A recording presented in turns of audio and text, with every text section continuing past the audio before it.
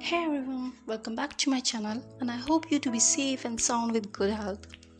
As you all know, this is the third part of the video under the title of Forms of Literature, and in this video I'm going to discuss about the dramatic monologue. In the earlier two parts of the video I have already discussed the lyric, the sonnet, ode and the ballad. If you haven't watched them yet, I suggest you to watch those videos before watching the dramatic monologue. If you want to have a complete knowledge on the forms of poetry and English literature, you need to know about all of the forms, right? In this video I am going to discuss dramatic monologue. What dramatic monologue? Dramatic monologue is a poem written in the form of a speech of an individual character, single character. It compresses into a single vivid scene a narrative sense of the speaker's history and psychological insight into his character. Sounds tough, right? Well, in simple words, basically dramatic monologue is a poem in which an imagined speaker addresses a silent listener, usually not the reader, right? The listener should be passive. He or she must not be responding in the poem, and the respondee, or I would say active, who will be the active person in the dramatic monologue sort of poem? It will be the speaker. If we see the title itself, monologue is so much suggesting, is saying that mono means single and log is already a dialogue here. So monologue means self-conversation, speech or talks.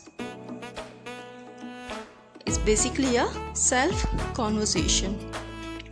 These types of poems are dramatic in the sense. Dramatic monologues are dramatic in the sense that they have theatrical quality. That is, the poem is meant to be read to an audience. Dramatic monologues must have theatrical quality, and this is these sort of poems is meant to be read to an audience.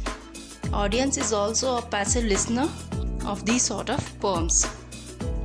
If I talk about the example of dramatic monologue, the father of the dramatic monologue is himself Robert Browning, and what would be the best example except him? So I am taking his famous poem My Last Touches. That is the perfect example of dramatic monologue. My Last Touches is a fantastically written poem by Robert Browning. The protagonist of the poem is the Duke of Ferrara, who is describing about his Dutch wife, and there is a silent listener, that is main feature of the dramatic monologue, and the protagonist who is speaking or who is active in the poem. And I would like to quote some lines from the poem itself. Line goes like this, quote, "That's my last touches painted on the wall, looking as if she were alive. I call, I gave commands, then all smiles stopped together. There she stands as if alive." Unquote. So, have you seen the wording itself is so much impressive. This much impressive that one is just started loving the poet himself. And here I would like you to suggest that please don't get confused with the dramatic monologue as soliloquy. Soliloquy is a different thing where there is no listener. The main feature of the soliloquy is there is single person who speaks himself, but there is no listener. But in the dramatic monologue we have a passive listener, okay?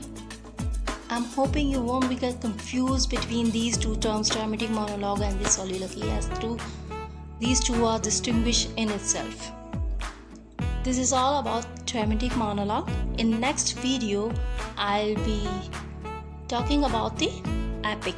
What is the epic? So keep watching the video and please share it with your friends and your fellows. Thank you for watching.